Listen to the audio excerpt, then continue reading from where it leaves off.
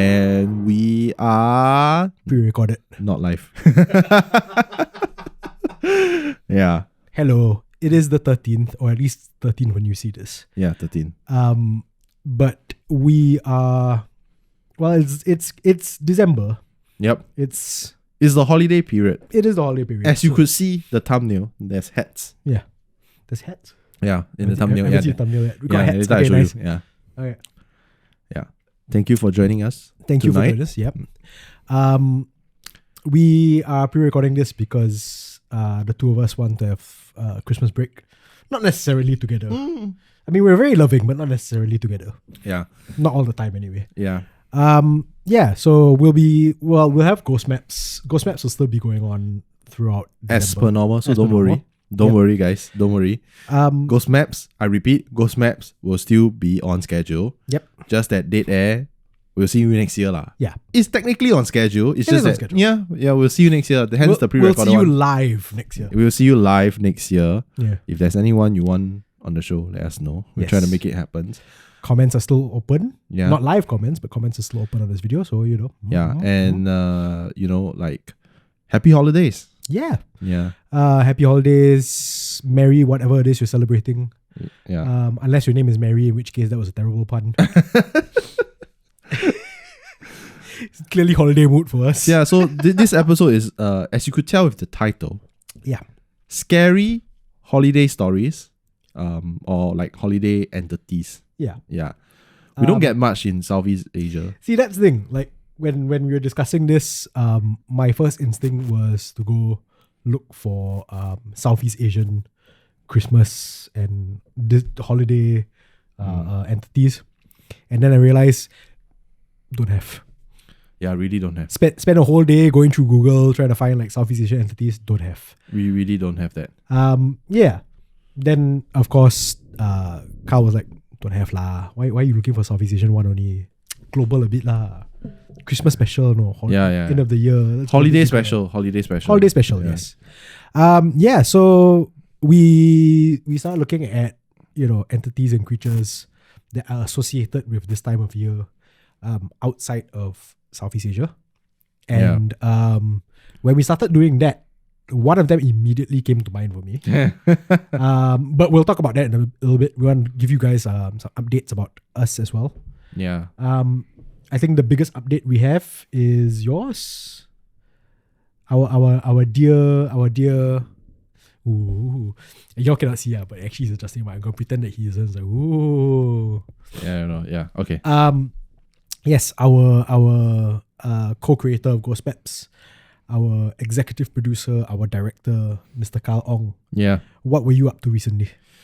So I attended Asia Podcast Festival, the 2022 edition, as a panelist. Okay, I was about to say, don't be so humble. Attended only. You're a panel, man. Yeah, so I was invited. Thanks, Asia Podcast Festival. Thanks, Greatest at Work, for inviting us. Yep. To for my own very first panel, actually. Yeah. Very first panel. I saw a few of you there, so nice to see you guys. But not just with me, but Correct. with one of our ex-Dead Air guests. Don't lie, X. You make it sound like they did that. No. Yeah, so was with Teddy from a Briefcase podcast. Hi, Teddy. Yep, hi Teddy. Hi, Teddy, as if she can hear us right now. We're not even live. Comment if you want her back. Yeah. We'll try to make it happen. Yes. And yeah, so we were talking about like basically how podcasts, true crime and horror podcasts affects the streaming trends like Netflix, Disney Plus, Amazon Prime's streaming trends. Like there's a whole uptick of how when true crime podcasts started popping up, over the years, and true crime shows also started popping up. Yeah. Now we have like a lot of them. Like Dahmer is the latest hit as of now, right? Yep. Yeah. Don't murder people, guys. Yeah. We have enough true crime podcasts out there. I think if I like to think better of our fans, I would like to think better of y'all. I would like to think that we didn't need to tell y'all not to murder people. But we should. We should. It is correct. Yep. It's just we hope that y'all already knew not to murder people. Yep. Yeah, so it was very fun, and I got to tell 2 ghost stories. Which ones were there? Okay, not really ghost stories. Like I got this because it was held at Scape. Yeah. Which is in like Orchard Road. Like, Yeah. you know, for our non-Singaporean listeners, Orchard Road is basically like the center of shopping in Singapore when you come. It's like one of the tourist destinations. Mm-hmm. But little did people know that Orchard Road used to be a giant cemetery. And certain buildings is said to be built like a traditional Chinese tomb with the incense and all. So only rumors. So please do not sue us. Only rumors that were on the internet. But they really do look like that. And has since been demystified by the organizations themselves. Yeah. Fair enough. There's a part, I'll be honest, there's a part of me that wants to go, which buildings, Kyle? Takashimaya. The Neon building. Yeah. See, I shouldn't dare you. I know that you will say one. Yeah, I will just say. Yeah. No, I mean, like, it's public information. So, yeah. So, I mean, back to the story, right? Yep. So, how are we going to link Asia with holiday stories? Well, we're Asian. Nice. I mean, I am, you are. We are, yeah, we are. A good chunk of our listeners are Southeast Asian as well, Yep. so you know. Nice. Yeah.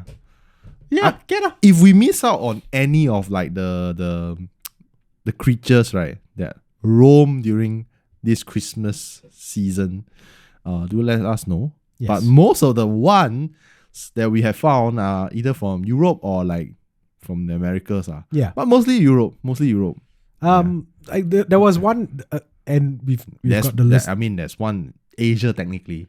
Technically, right? I guess. Yeah, technically, yeah. Not Southeast Asian, but you know. Yeah. The one that I immediately thought of, like, straight away. I didn't even have to like Google this one because I've heard stories about it. Oh yeah, I've heard the name lah. Yeah. Krampus. Krampus is he really does look like a demon lah. Basically, big horns, got tail, long tongue, everything. Seems like a charming guy that you don't want to meet in a dark alleyway. or girl, or demonic goat, charming individual, demonic goat. Yeah. No, that's fair.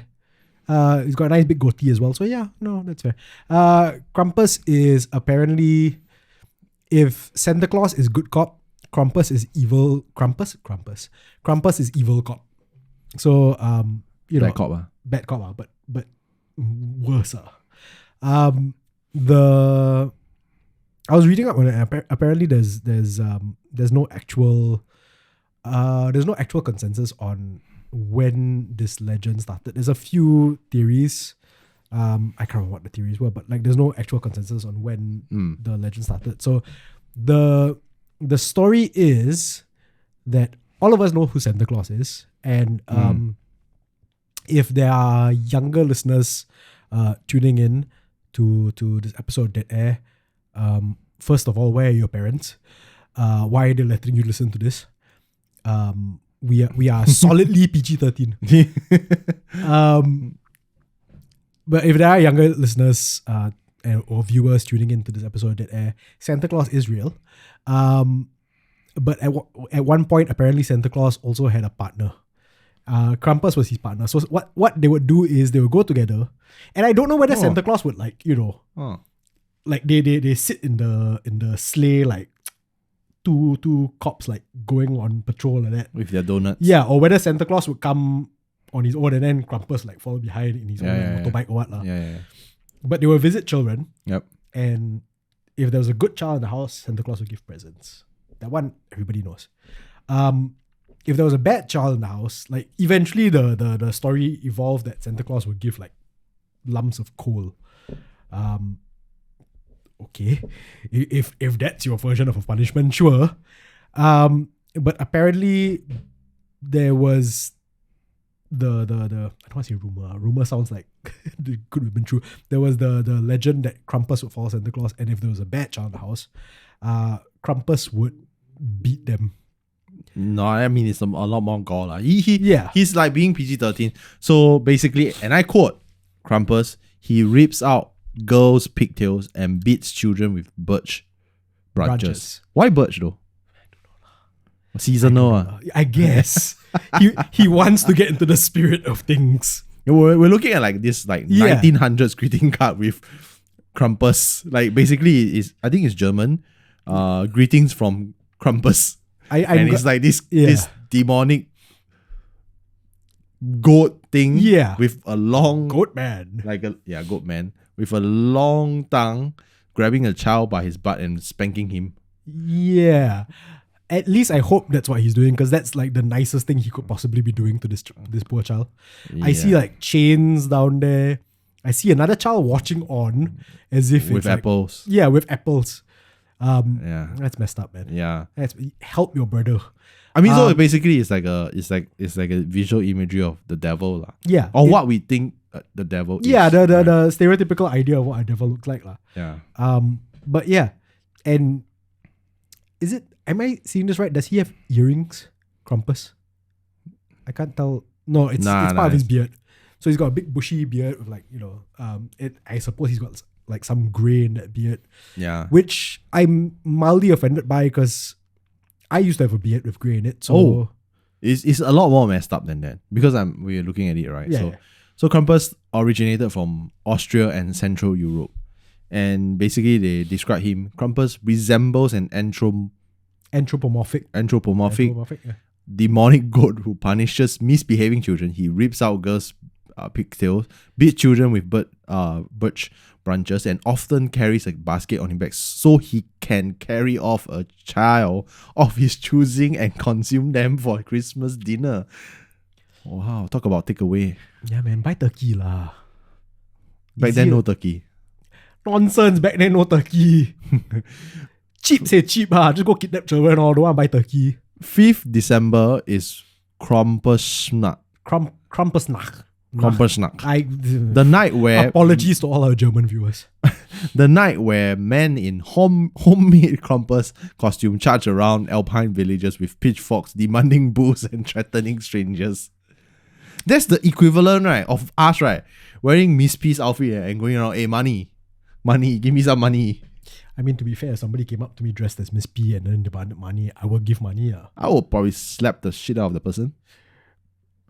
I wouldn't, just because I know that let's say that what's it? Krampusnacht. If there was a Miss P Nacht. Yeah. Miss P Nacht. if there was a Miss P version of this, right? Then okay lah, these people are safe. But there isn't. So if somebody came up to me dressed as Miss P and then demanded money, I wouldn't slap them. Why? Because chances are Miss P will find them. No. I help her. You I help her, bro. Then she owe me one. It's not too bad to have Miss P owe you one. They got the branding off. This shade of white is off. You can't do this. She wears eggshell white. She doesn't wear white. You Miss P brand manager. I hope so. After 71 episodes of Ghost Maps, I hope that I'm getting it right somehow. Yeah, no, that's fair. We getting it right somehow, right? Yeah. Yeah. I think, I don't think we're brand managers lah. I think we're more like publicists. Publicists, yeah. Speaking of which, just very casual slide in. Last Thursday, we just released a new episode. We did. Episode 71, which is kind of Miss P-ish. Kind of, yeah. Initially, the title was supposed to be Miss P, but like...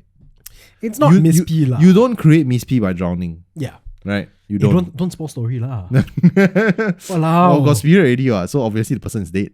Yeah, we know, but like maybe some people haven't watched the episode yet. Okay, never mind. Then you go and watch now. Okay, don't worry. It's all pre-recorded. We can edit that out. So I think that is pretty cool. Like we have done something that is that's like that. Yeah. No, it was a very good slide in there and then promote our episode. Well done. Yeah. We're getting quite good at this shameless self-promotion. Yeah, we very shameless. Yeah. No, but when we were looking at like Christmas ghost stories and monsters, I didn't realize this. And you said that like this is true. I was reading an article. Apparently, people used to. Christmas used to be a time, or these holidays used to be a time where people get around and tell ghost stories. Oh yeah, I was about to tell him. Then I was like, you know what? Just 10 minutes before I was about to tell him that, I said, you know what? I'll save the podcast, so I want to see your reaction.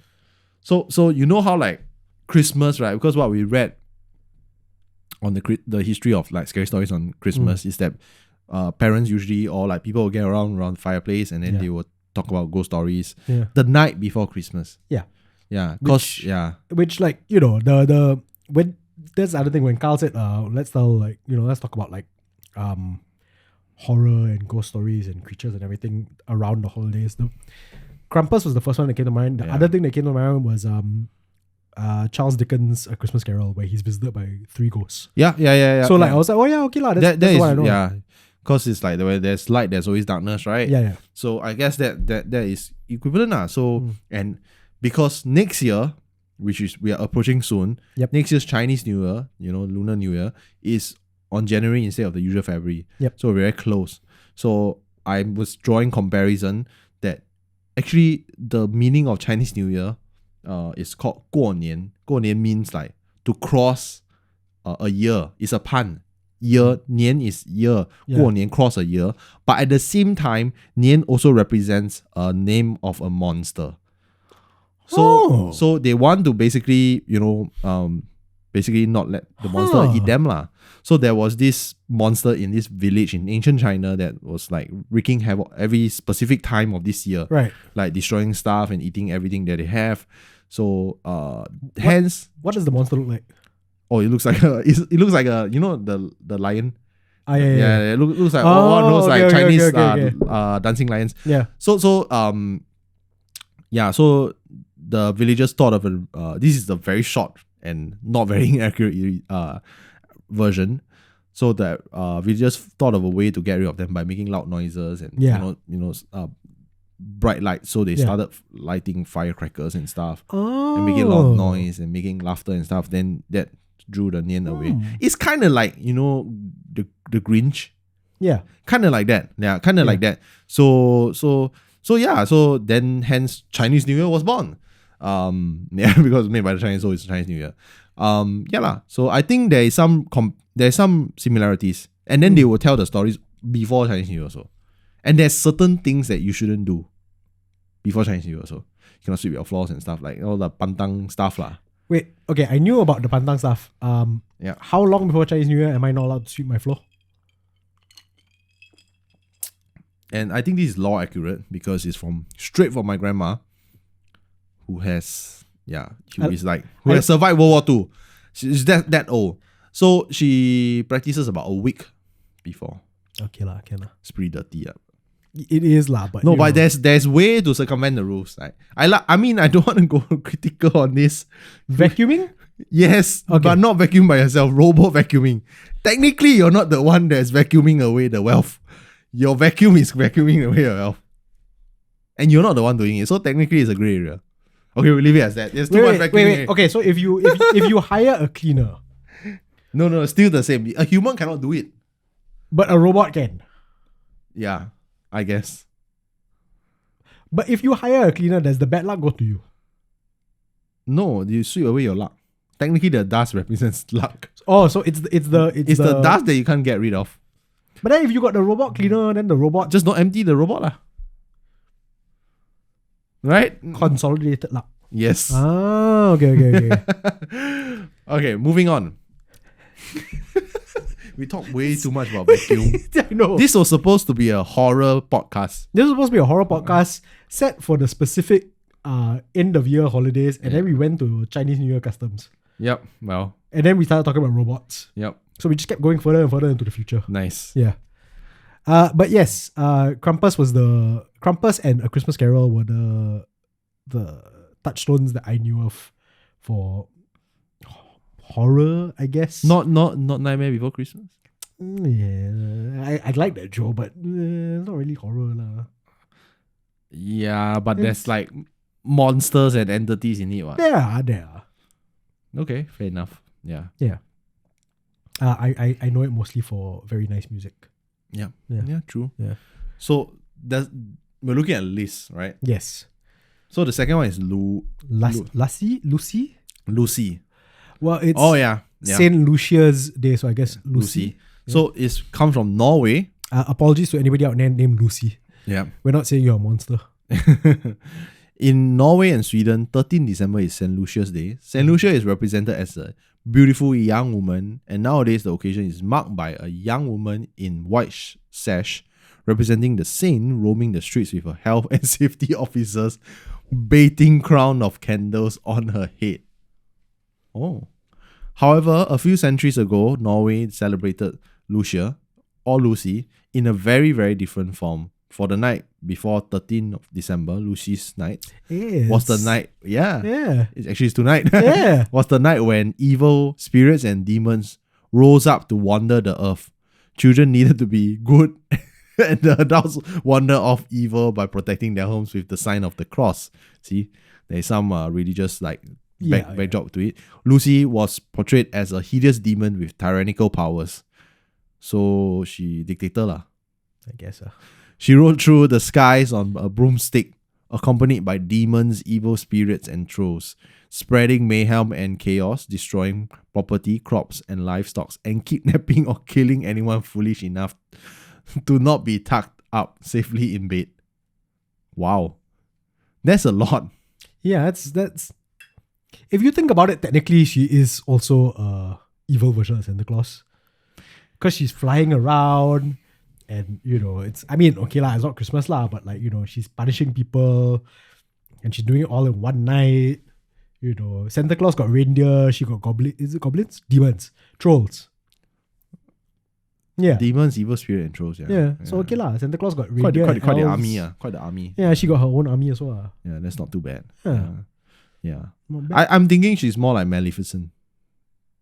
I've never seen the movie. I saw Cinderella, but I never seen Maleficent. Yeah, but Maleficent is awesome. The first one. Okay. Yeah, so she's kind of like Maleficent. She can fly.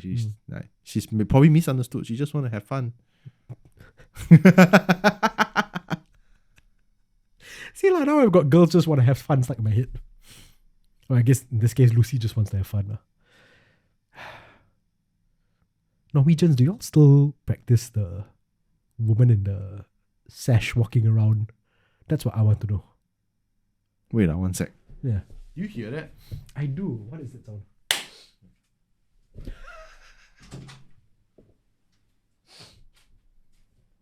It's your pipes, right? I suspect it's your pipes. Oh, yeah. It's inside. Christmas pipe, right? Yeah, Christmas pipe. Aircon pipe, right? Yeah, what the fuck? That was weird. You just... I've never heard that one before. Okay, wait.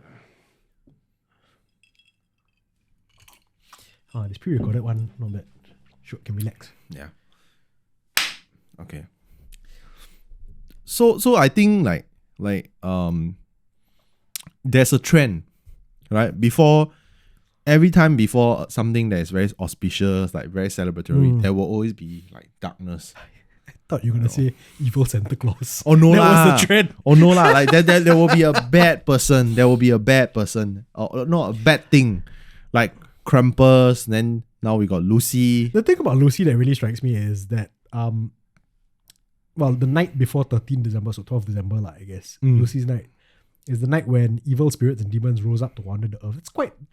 It's not the same as Hungry Ghosts Festival, but it's the night where I guess the gates open in that sense. Yeah, they get a day off lah. Yeah, they get the day off lah. So it's their holiday lah. Can you imagine that happening? Yeah. For Southeast Asia? Oh my god, there will be havoc. Hungry Ghosts what?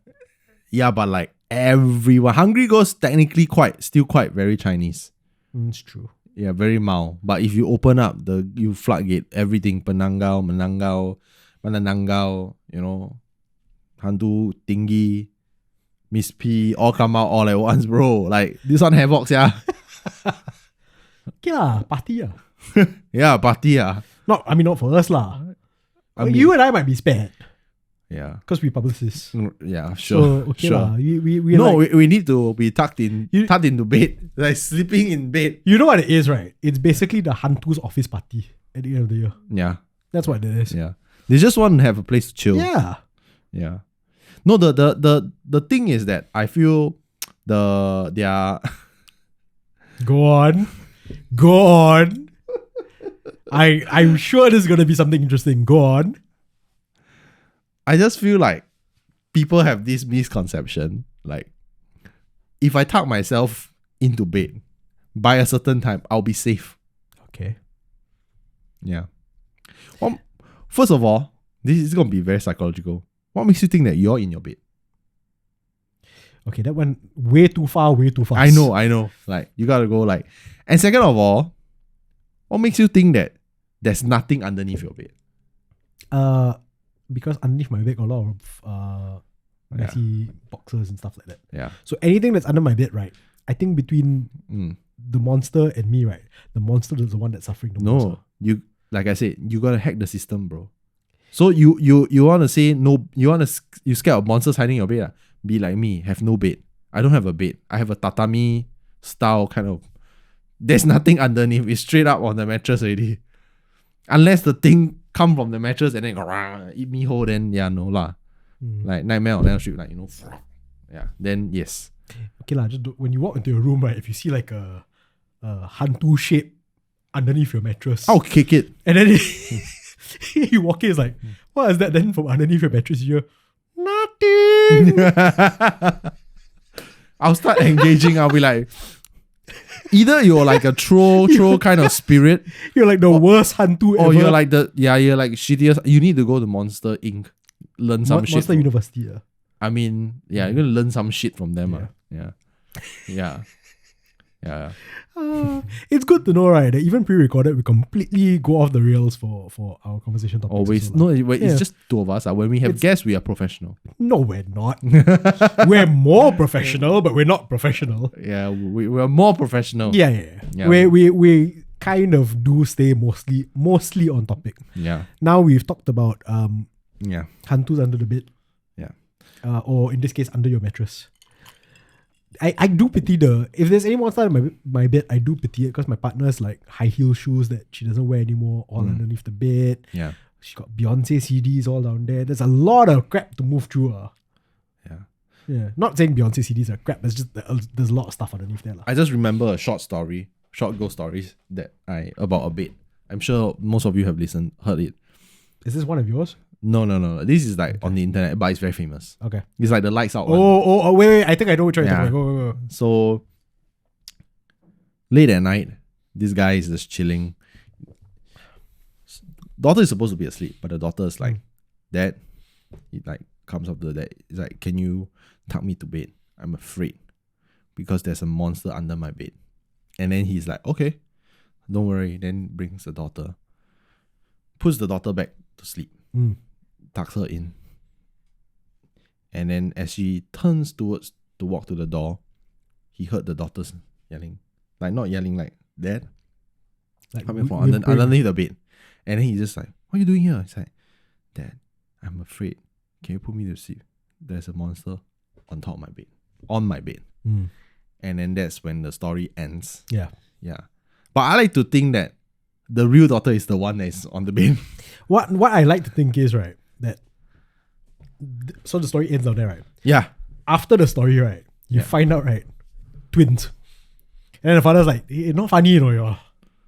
Yeah. Yeah. I made you guys, you know. You think I'm stupid, ah? Yeah. Because this is not even a ghost story. When I was a kid, I used to fall off my bed and then roll under my bed. Technically, I was the monster under the bed. Yeah. I had under my sister's bed before and to scare her. Oh, you're horrible, no? Yeah, just to scare her. Like I think she was sleeping alone at one point.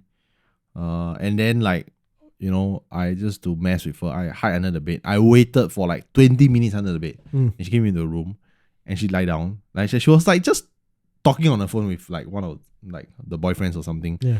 And then I made this sound. And then I could feel the bed like move a bit. and then she was like, we wait.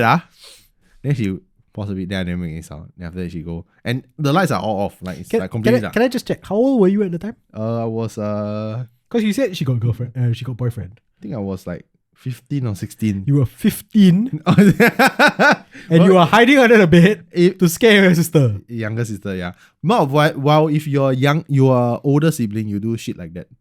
Yeah, it's true lah. It's really dumb. Yeah. That's fair. So that's why I can relate with your elder brother when he comes to pranks. So anyway, so I made more and more and then immediately I knew like I had to like give her the scare already. Then she was like approaching me out. Wow, then she like she got really scared and really pissed. But I could hear someone laughing on the phone. It was worth it, man. Yeah, but like we good now. It's just silly, silly sibling pranks. Yeah. You're lucky you got the tummy bed. Imagine one day your sister just comes over. Boo! It's like years later, it's like, I got you. Finally got you. Yeah. Yeah. She was just waiting Yep. all this time until you had the least viable bed through this. Yeah. Okay, back to No, wait. okay, So as this is a very chill episode. It you know, is, holiday clearly. episode. yeah. Chilling, just telling a little bit of Christmas monsters and ghost stories. Please feel free to share, Yes. with us if you have anyone that you think that would be good. I've seen quite a few submissions coming to hantu.sg. Yeah, just keep them coming If for some reason you all have like ghost stories that are set in the holiday. in the holidays, and Share them now. yeah, and not like like wait, okay. There's the Lunar New Year have ghost stories. It does, right? Yeah, it does. Not just Yeah. the Yeah. monster lion thing, but like actual ghost stories. Yeah, no, yeah. Okay, so not like obvious kind of holiday. Yeah. Like if you have like Southeast Asian ghost stories set During the end of the holiday, year. yeah. No, I've actually heard, on other podcasts, like Mandarin horror podcasts, that there were people who saw ghosts during Chinese New Year, which is super Yeah. unlucky. Yeah, Like, you're not supposed to see spirits during this what period? you're supposed to drink spirits. Yeah, tiger beer. Mm. Yeah, Tiger beer, not spirit lah. yeah. Well, You get spirited when you have some tiger beer lah. Yep. Fair enough lah. By the way, tiger beer, if you want to sponsor us in 2023, we're open for that. yeah, Dead Air, always looking for sponsors. yep. Anyway, yes. So the next one is the Krakonkolos. Karak. No, not Karak. I know. No, it's just I know you say Karak, but it's Karakonos. Karakolos. I swear half of the entertainment of this episode, right, is just gonna be us mispronouncing these creatures' names. The Wait, let me- Karakonos. Karakonos? Can I try? Yeah. Karakonkolos. Karakonkolos. Okay. Yeah, so the Karakonkolos is generally portrayed as a cross between the devil and a Sasquatch. Wow, hardcore, yeah. This one comes from Bulgaria, Turkey, and Serbia. Hang on, do we have an image of it? We do, right? Can we? No, it doesn't. But I can Google. So yeah. Because I need to see what this looks like. Oh damn. Well, yeah, it just look like a devil and a Sasquatch. Well, that's fine. Okay, look at the image next to it. Is that? Because that just looks like a hipster with a stick. That looks like a Marvel comic character. Yeah, it does. Yeah. So in Turkey, he will stand at street corners. Turkey technically also Asia. Right? It's in two continents, Asia and Europe. So yeah, in Turkey, he would stand at street corners on winter nights, setting riddles for passerby. If the traveler gave an answer that included the word black, they were free to go on their way. If not, he would strike them dead with a single blow. Wow. That's This guy, very specific. very And- Bruce Lee, 1-inch punch. Damn.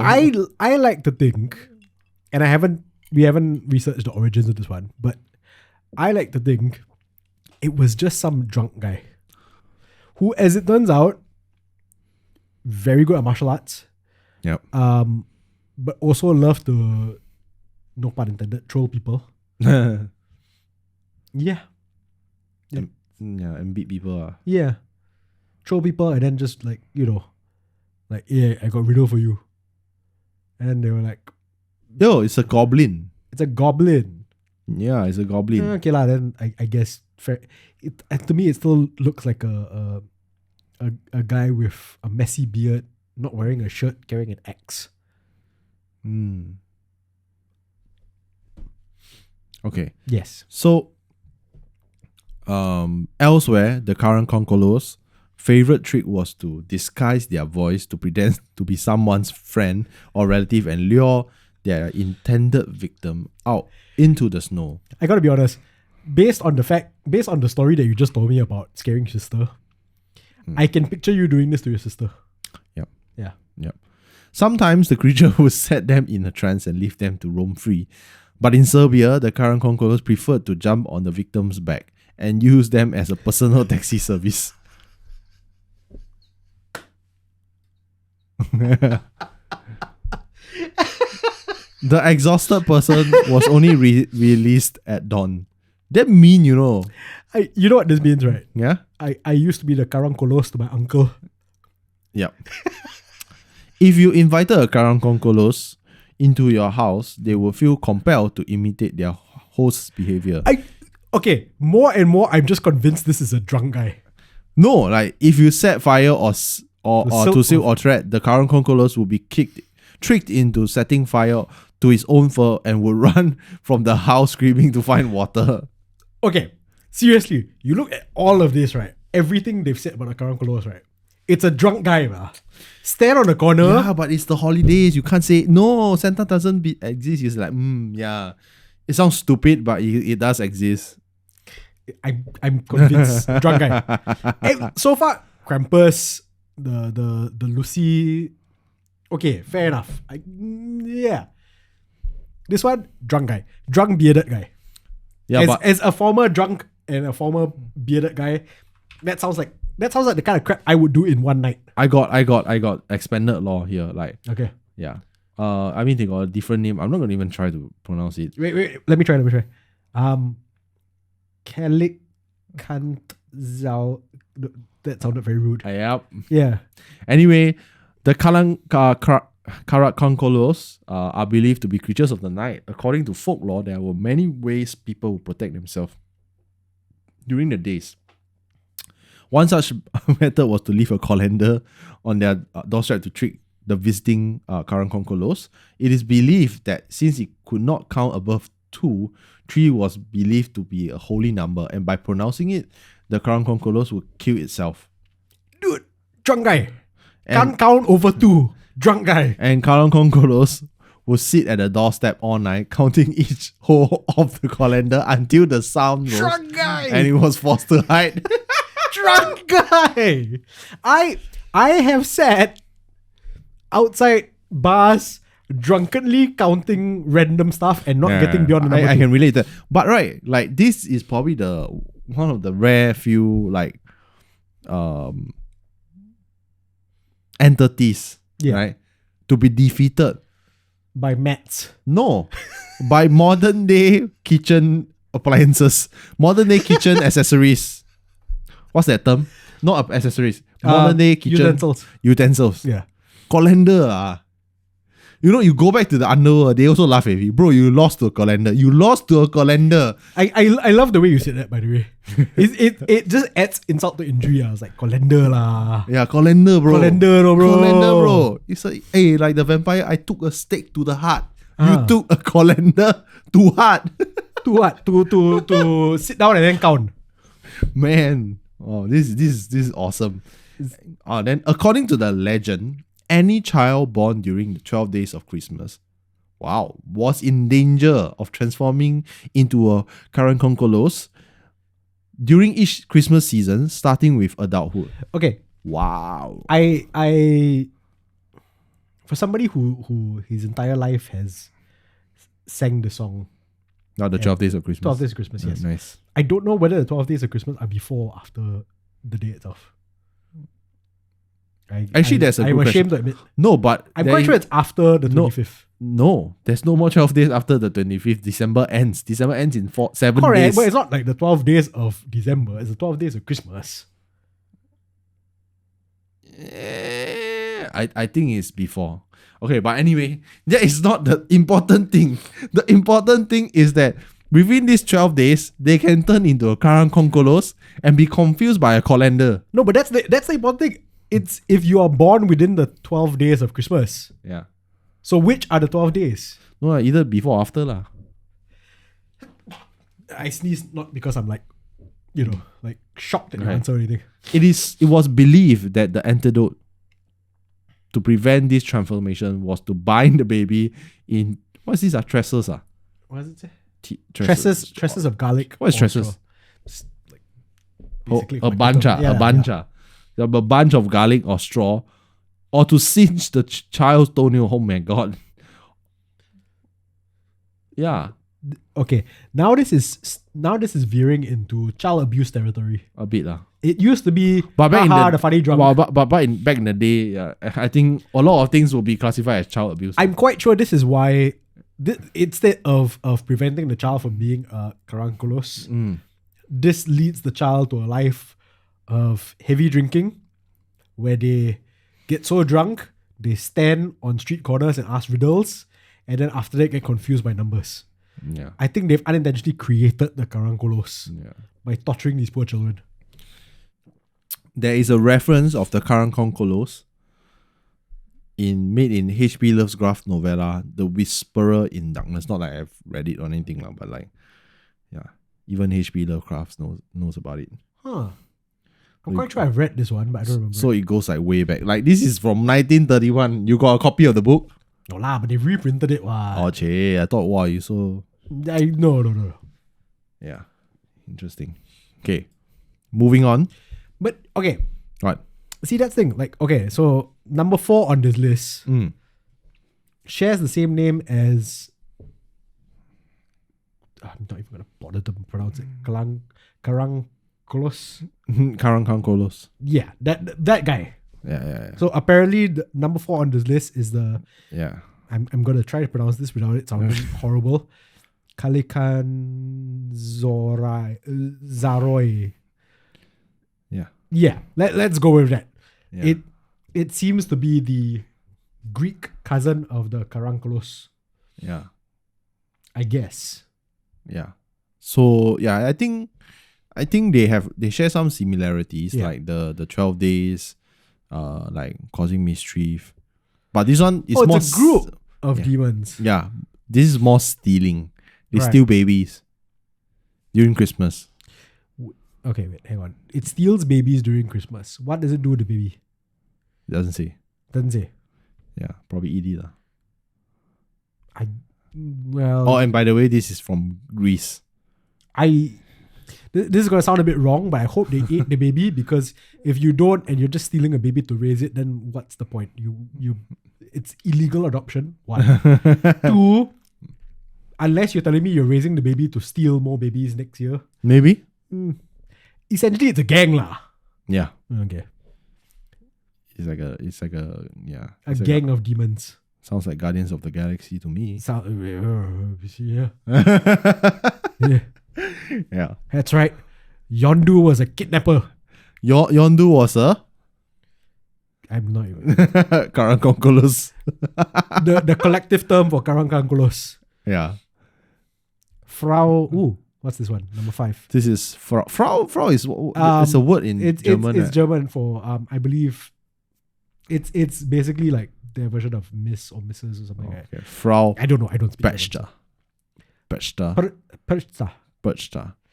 Austria and parts of Germany and Italy. Okay.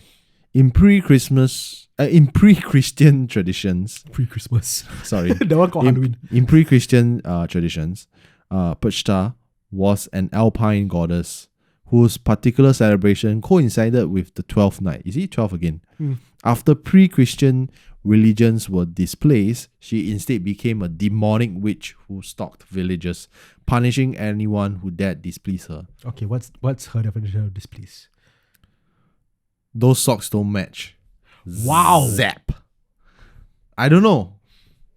Like maybe she has a really good sense of fashion. There's a fashion line. I'm sure there should be a fashion line now called Frau Perchta. Perchta? Why all these holiday demons and monsters and spirits are? Why the name? They can say the same for us. What? Oh, that is true. That is true.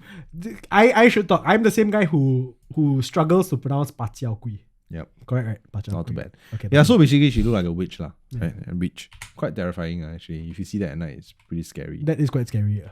No, this one. No, wait. Where is it? There was one. Yeah, this one.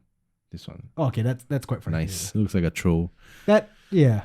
Some Okay, this is a very weird thing to say. That's very traditionally scary. Like the other ones are slightly more disturbing because it's no, not well, so they got this one like quite demonic. Yo, also. this one is this is way too tall, bro. yeah.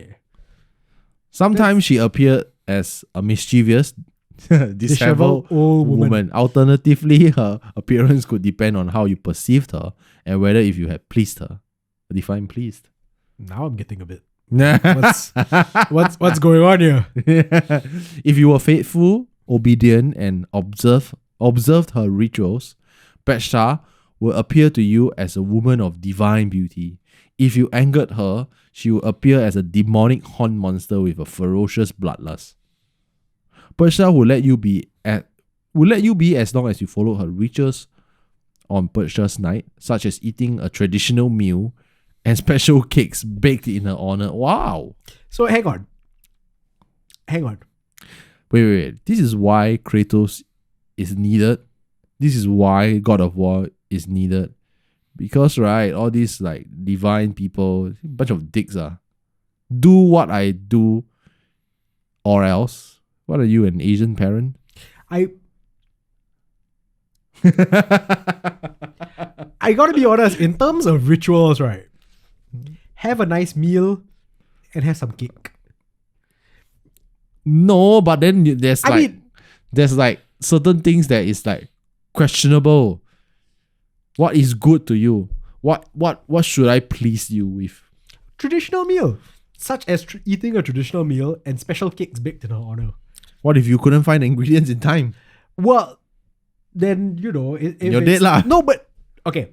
Now we're getting into the nitty-gritty of it. Does it, when they say traditional meal and special cakes baked in honor, does it have to follow the recipe precisely? Can you like aggravation on there? But that's the thing, traditional meal. Yes, but let's say that you couldn't find the ingredients in time and then you had to improvise. Okay, let me just put it as plain to you. Is chicken rice still chicken rice or chicken? That's unfair. It's got chicken in its name. No, but it's traditional. No. You can make a non-traditional chicken rice with like something else. It's like, okay, what's another dish? Let's say sushi, but you use basmati rice yeah, okay, fair enough. instead of Japanese rice. Fair enough. Okay, so if you use basmati rice for sushi, everything else prepared exactly as how you prepare sushi. Yeah. But you can only have, for some reason, you only have basmati rice. Yeah. Yeah. You don't need the goddess. I will kill you. I mean, okay, it's not ideal, or it's not. Wait, you have tried it? No, I haven't tried it. Okay. To be fair, I love nasi lemak, so I probably would try it. No. Please don't. No. If you served it to me, I would eat it. Yeah. I'll be honest. Okay. But like, if you improvise and all that, granted, it's not the exact.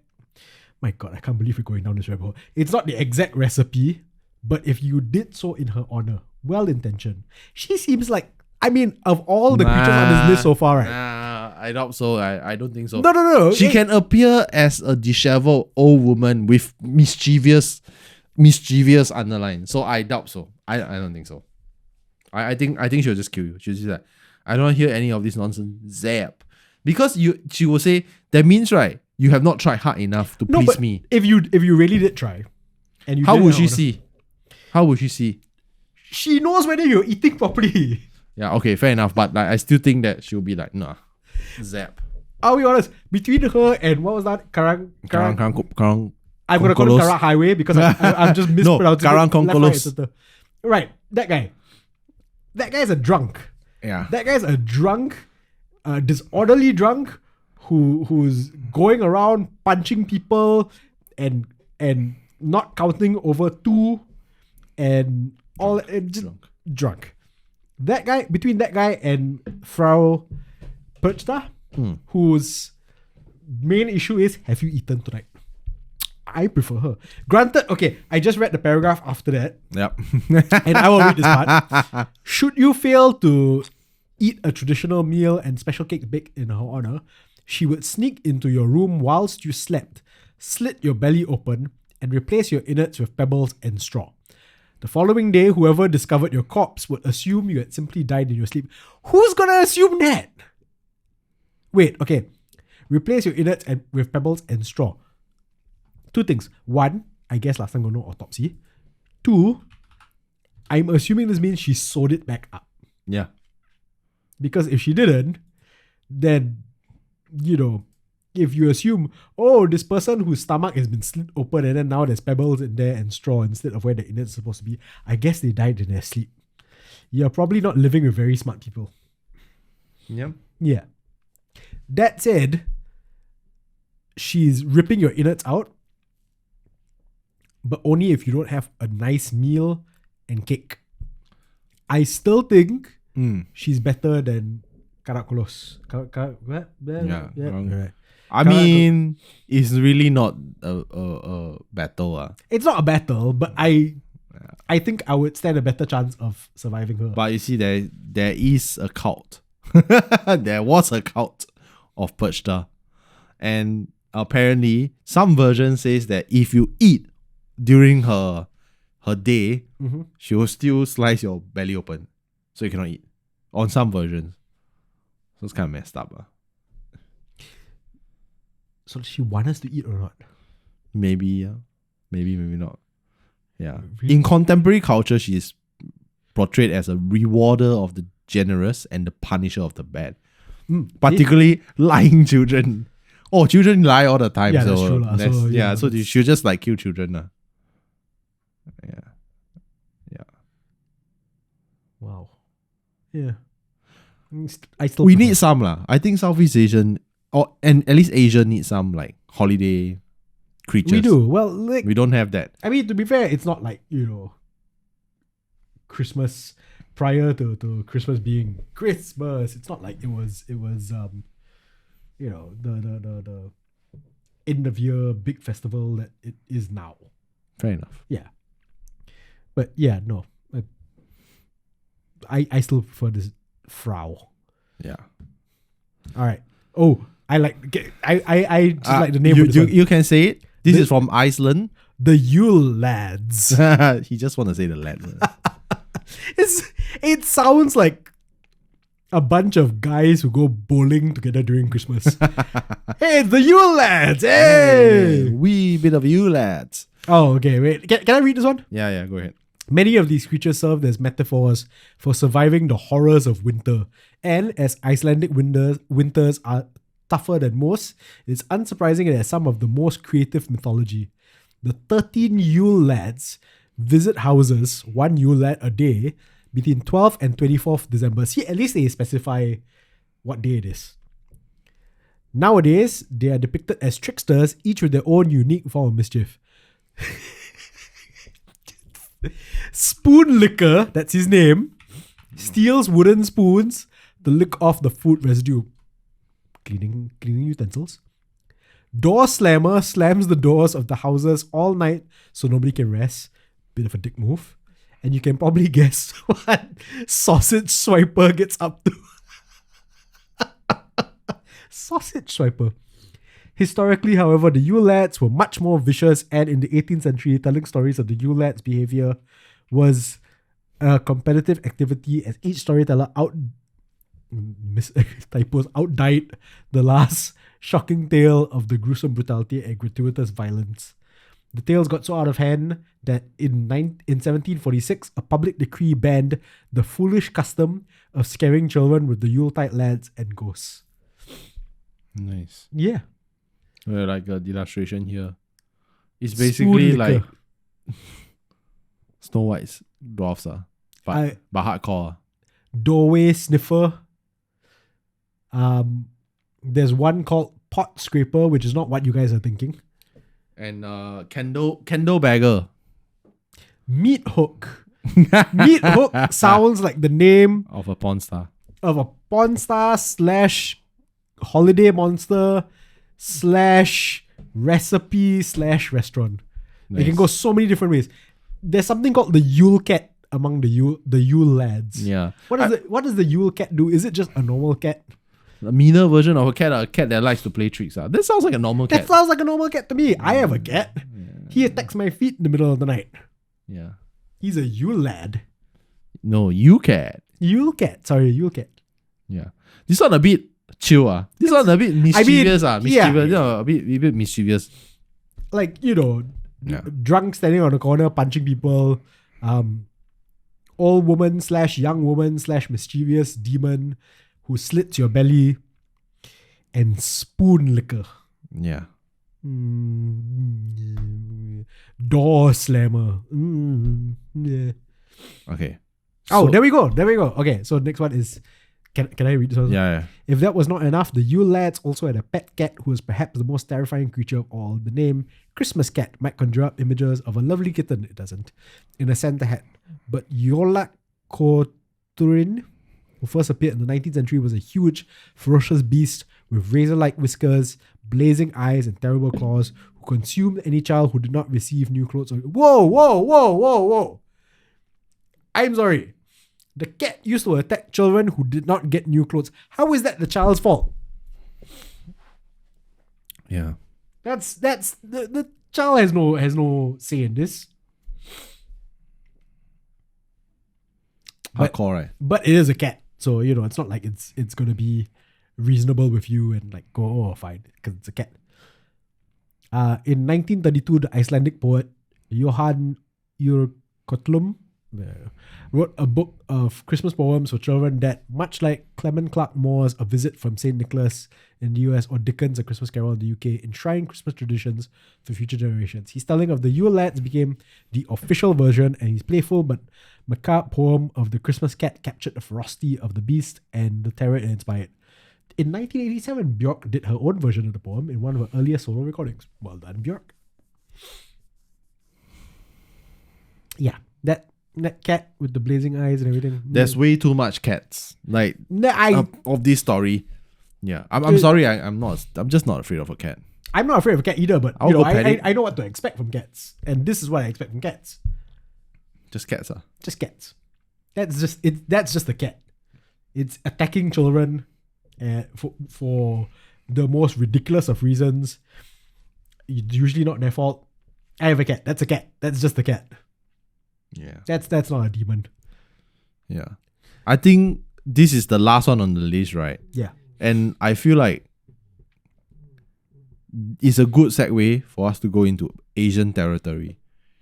It's not really Christmas or holiday spirits. Is it a cat? It's not a cat. It's definitely not a cat. It's from the land of the rising sun, Japan. There's this thing, it's very heavily covered, okay? Yeah, but this is the first time that we've covered. Japan is probably the closest place that really like celebrate Christmas like pretty unique, in a unique way. They celebrate Christmas by eating KFC. It's a thing. Like, I have never heard this. it's like a tradition. Like, really, it's like a thing. So they really like the vibes. Not necessarily Christians or anything, like, but they love the Christmas thing. So they have their own thing. So which I feel like is quite unique. If that is true, Yeah, it is true. then I celebrated Christmas yesterday. I celebrated Christmas just now. Oh, nice. Yeah. So there is this spirit called the teke teke. It's a Japanese urban legend about the ghost of a schoolgirl who is said to have fallen onto a railway line where her body was basically sliced half by a train. And she's an onryo, which is a vengeful spirit who lurks in urban areas. Japan is very urban. Yeah. Like the metro parts lah. Yeah. And around train stations at night. Since she has no low body, she travels on either her hands or elbows, dragging her upper torso and making a scratching sound, teke teke. If she encounters an individual, she will chase them and slice them in half at the torso, killing them in such a way that it mimics her own disfigurement. And in certain variation, teke teke will ask the individual to tell her the locations of her leg. Now, I made this joke early on. Yep. But it Go wasn't on. recorded. So Go on. basically, she's looking for kaki. Yeah. Kaki is Bahasa Malay for legs. Yes. Yeah. But also means like buddies. Yeah, somehow. Yeah. Yeah, Languages. yeah. Yeah, so she's basically super. First thing people always ask, how can she chase you? She's climbing. To those people, I say, zombie can catch you. What? So No, to those people I say, this thing is sliced in half and is still moving. So the rules of normality doesn't apply. and that sounds to me like she's a real go getter. You go get her legs lah, but you know. Yeah, I mean I like how she got like this scythe. Scythe. Yeah, Why, scythe. yeah, why does she have a scythe? I don't know. She found it probably. You found it in a train station. I don't know. Yeah. Oh, Yeah. So it's like an urban legend lah. yeah. And now he has taken his form on his own. Like people have made films, like shows, and very heavily covered. And that if she you see her, and you can actually confuse her by giving her the answer of her legs by saying is her legs are on the Meishin Expressway, which in Japan. By responding with the phrase Kamen Shinin Ma or Mass Death Demon, which may not be the actual name lah. Yeah. So I think this is pretty messed up. I like how the way to get rid of this demon is to give her directions. Yeah. At Essentially. least it's better than Colander lah. Come on. I mean, again, drunk guy. That's what that was. I am absolutely convinced. Drunk guy. See, this is not drunk. This is definitely not drunk. No, that's like this. Okay, this one, fair enough. Vengeful spirit. You know, I see it. I do like how. I mean, okay, it's not the same, but you know, there's, and obviously there's going to be some crossover, but like you know, penanggalan, menananggal, torso separated from lower half.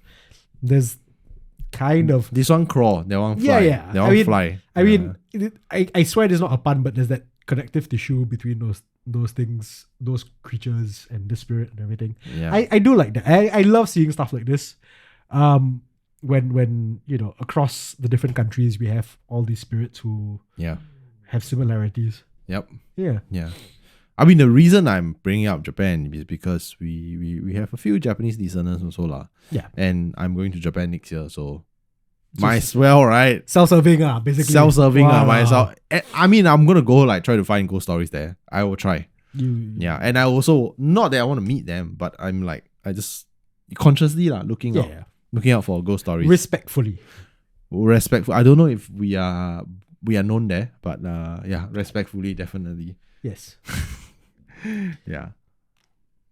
I see you've clicked on to the Kuchisake Ona, which Great pronunciation, by the way. yeah, no, I'm quite sure I'm pronouncing it reasonably correctly. Yeah. Mostly because I use the Kuchisake Ona in. Have you heard of her?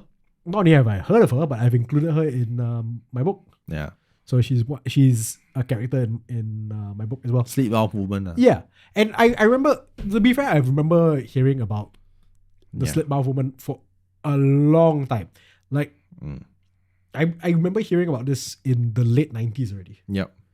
And I don't know whether that's when clearly it goes back to much longer than that. I don't know whether this iteration or this the popularity of this urban legend like kind of exploded in the late 90s. I'm not sure. But yeah, I remember hearing about this. I if I'm not wrong, this is probably the first Japanese spirit that I ever remember hearing about. Yeah. Because I can't think of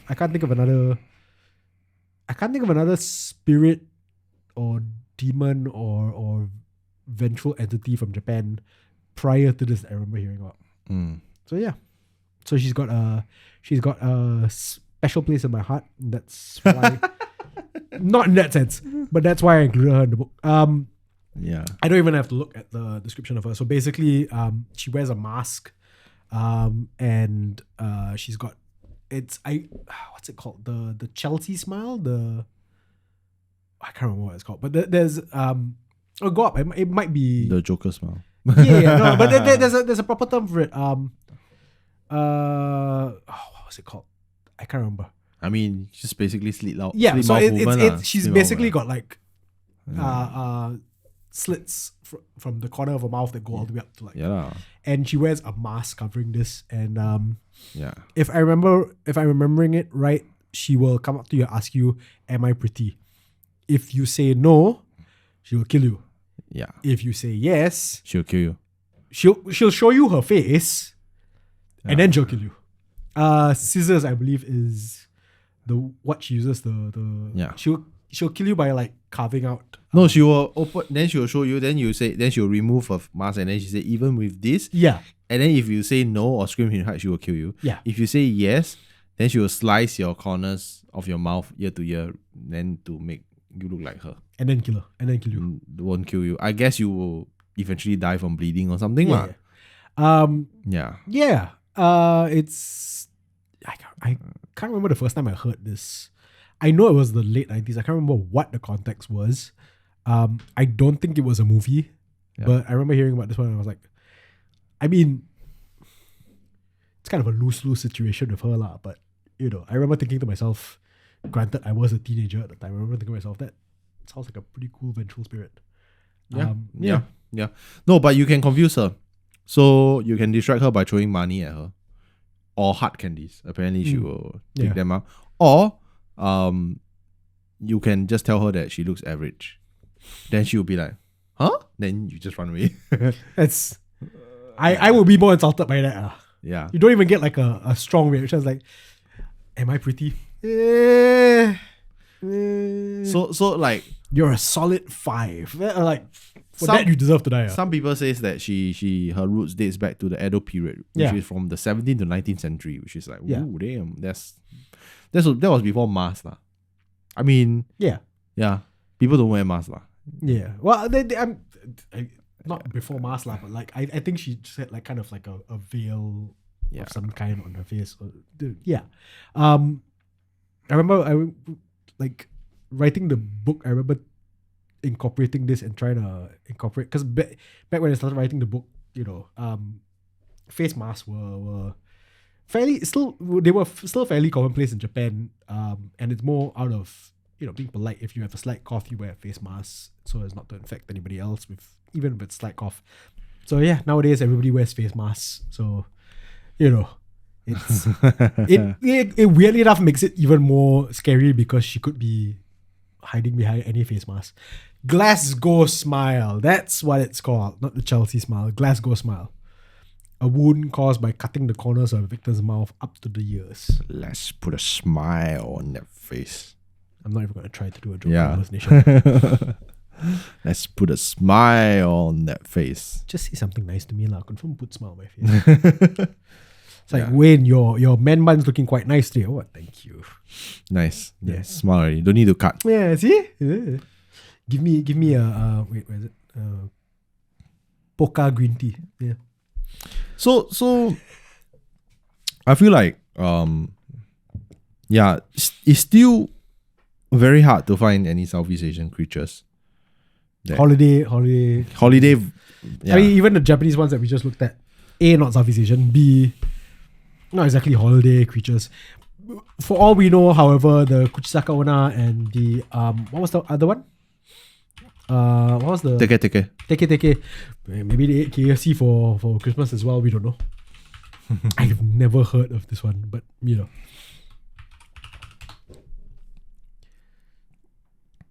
Are we looking for? No lah, I'm just like looking because I've already searched for it. So yeah, if you guys know, share with us. Because we clearly are looking for them, and we're not dedicating like every day to. There is a game where you can like fight Teke. And I don't know the Kuchisaka Onna have or not. Yeah, but there's a game where you can fight them. Yeah, I would like to fight her. Yeah. Really? Just climb out a slope. Dude, she again. Or like uneven ground or water. I don't know. She'll drown. anybody who's been cut in half and is dragging themselves again, I'm not gonna mess with this one. Okay. This one clearly, quite the garang one. Yep. Yeah. I do want to make the obvious pun of what's the Teke Teke's favorite 80s song? What? Teke Teke on me.